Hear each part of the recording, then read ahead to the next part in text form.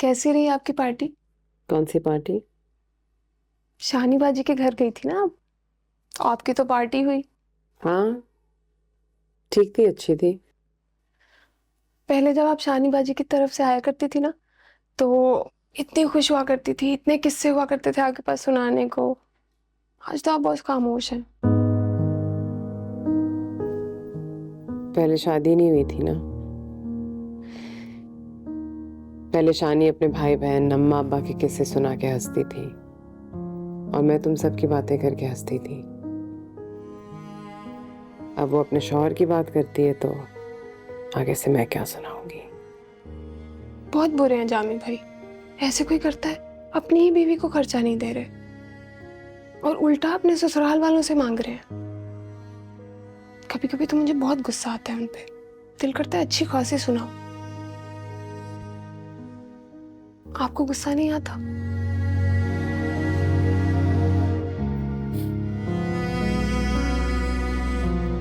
गुस्सा करना छोड़ दिया मैंने आलिया। गुस्सा सिर्फ अम्मा अब्बा के घर तक रहता है। अगला घर इम्तिहानगाह बन जाता है। एग्जामिनेशन हॉल से भी मुश्किल। आज आपकी नंद की कॉल आई थी। राधा बाजी, अम्मी ने खूब सुनाया उन्हें। क्यों? पता नहीं क्या बात करी थी, पर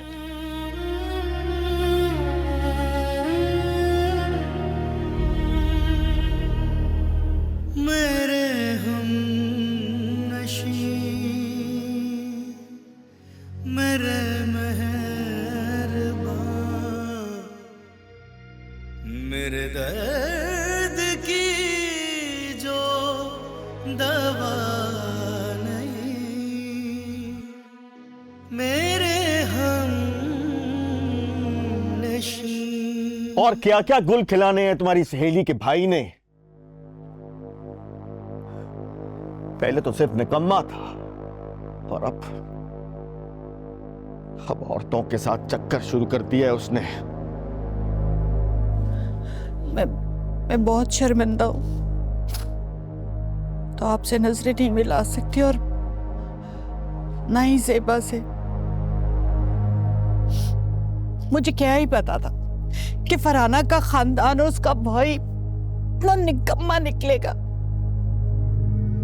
नहीं यास्मीन, नहीं, ये शादी इस तरह नहीं चल सकती। मुझे जामी से बैठकर बात करनी होगी हर इशू पर और उसके बाद मुझे फैसला करना होगा।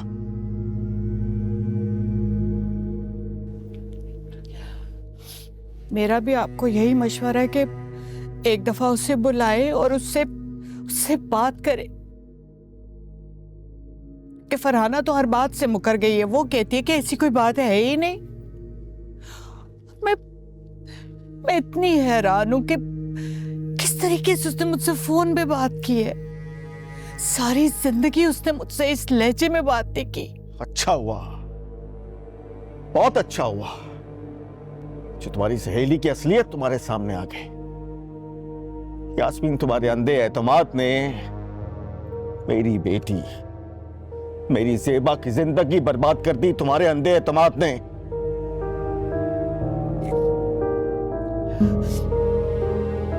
सारा कसूर तो मेरा नहीं है ना। आखिर मैं घर में रहने वाली औरत हूं। ऐसी तहकीक तो मर्द करते हैं ना, ये काम आपको करना चाहिए था। लेकिन आपने भी ना तहकीक करने के बजाय बस जल्दी की के ब्याह दो लड़की को। क्यों इल्जाम लगा रही हो मुझ पर? भूल गई हो उस दिन तुम आई थी मेरे पास रुमाल लेकर के, ये देखो तुम्हारी बेटी क्या कर रही है, सीने से लगा के सो रही है, जल्दी से ब्याह दो उसको। ये तुमने कहा था, मैंने नहीं। मेरा कसूर सिर्फ इतना है कि मैंने अपनी बेटी की बजाय तुम पे एतमाद किया। अगर मैं ज़ेबा से पूछ लेता तो आज ये दिन देखना ना पड़ता मुझे। ये है मेरा कसूर। अपने हाथों से अपनी बेटी की जिंदगी बर्बाद करती मैंने।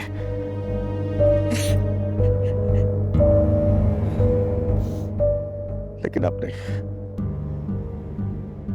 अब और बर्दाश्त नहीं करूंगा मैं। नहीं। कारोबार में ऊंच नीच होती रहती है। अब ये थोड़ी है कि तफ्तीशों के लिए हमारे पीछे ही निकल पड़ेंगे। क्या अब्बा जी? लेकिन अब्बा जी मुझे तो बताना चाहिए था ना कि फिलवक्त जामी कुछ भी नहीं कर रहा है। मैं तो यही समझी थी कि वो कारोबार संभाल रहा है, आप दुकान पे नहीं बैठते तो वो बैठ रहा है, और आपने तो पूरा कारोबार ही बेच दिया, बताया ही नहीं।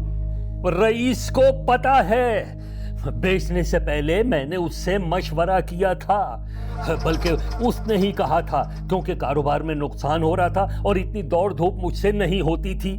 पर इस बात को तो 2 साल हो गए। लेकिन अब्बा जी मैं तो नहीं जानती थी ना, और आपने बेचते हुए कारोबार ये नहीं सोचा कि जामी क्या करेगा, उसके हवाले कर देते, वो अकेला संभाल लेता ना। अकेला बैठकर वो क्या करता? मेरे साथ बैठकर उससे कुछ नहीं हो रहा था। अकेला बैठता तो बेड़ा गर्क कर देता सारे कारोबार का। अब्बा जी इन्हीं बातों की वजह से मेरा काम करने से कॉन्फिडेंस खत्म हो गया है। पर हम कोई भूखे नंगे नहीं हैं। बता देना अपनी सहेली के घर वालों को। और कोई काम करता है या नहीं करता, इससे क्या फर्क पड़ता है? उसकी तो हर जरूरत पूरी हो रही थी और होती रहेगी। जी अब्बा जी, मैंने कही है ये बात यास्मीन को, शादी से लेके अब तक सारी तो जरूरतें पूरी कर रहे हैं जेबा की, और ब्याह कर लाएं, ऐसे तो नहीं छोड़ देंगे उसे। हाँ बिल्कुल। लेकिन अब्बा जी ये जो अस्मा का मसला शुरू किया है ना जामी ने, बहुत गलत किया इसने। उस लड़की को क्या जरूरत थी घर आकर जेबा से ऑल फॉल बकवास करने की, पता नहीं क्या कुछ कहकर गई है वो। भाई अस्मा के मामले का मुझे नहीं पता, या तो ये इसे पता होगा या इसकी बीवी को। मेरी बीवी झूठ बोल रही है फरहाना बाजी। झूठ तुम बोल रहे हो जामी। तुम्हारी सास ने खुद अपनी आंखों से देखा है तुम्हें बाजार में उसके साथ आइसक्रीम खाते हुए, और मुझे सलमा बुआ ने भी बताया कि आई थी वो। उसने जेबा को पता नहीं क्या क्या बकवास की है। अगर वो यहाँ आकर उल्टी सीधी बातें करके चली गई तो इसमें मैं क्या कर सकता हूँ? मेरा क्या कसूर है? अब जब गलती तुम्हारी है ना जामी, तो जाओ और जाके मना कर लाओ जेबा को। अब्बा जी से बात करें। लो जी, मैं मना के लेकर आऊं, नया काम सौंप दिया मुझे। तुम फिक्र ना करो, मैं समझाता हूं इसे। पर तुम भी अपनी सहेली के घर वालों को समझाओ कि यूं छोटी छोटी बातों पर बेटियों को घर में नहीं बिठाया करते। ये रिवाज अच्छे नहीं होते। तो समझा दूंगी उसे, लेकिन आप इस जामी को भी तो समझाए ना। ऐसे फारिग नहीं बैठ सकता वो, काम तो करना पड़ेगा उसे कुछ। हाँ हाँ करेगा, क्यों नहीं करेगा। 2-3 बिजनेस सोच रखे हैं मैंने। जरा ये जायदाद के मसाइल हल हो जाए, फिर करवाता हूं मैं इससे कुछ। अच्छा ठीक है अब्बा जी, मैं फोन रखती हूँ। घर की मुसीबत शुरू करती हूँ, बाद में बात करती हूँ। ख्याल रखें, खुदा हाफिज। खुदा हाफिज। बाजी देख रहे हैं, 2 टके की इज्जत नहीं रहेगी मेरी बहन भाइयों की नजरों में। आज मैं भी अमेरिका बैठा होता ना, तो फरहाना बाजी मुझसे इस तरह बात ना करती।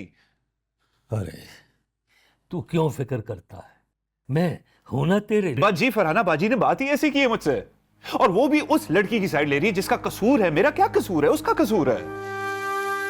हाँ कसूर तो उसका है, लेकिन मना कर लाना पड़ेगा उसे। अब देखना, इस घर में एक औरत की तो जरूरत है ना। तू क्या चाहता है, बुढ़ापे में मैं हांडी चौका करूं? तो जाके ले आऊंगा उसे। ऐसा भी क्या हो गया है कि वो वापस नहीं आएगी?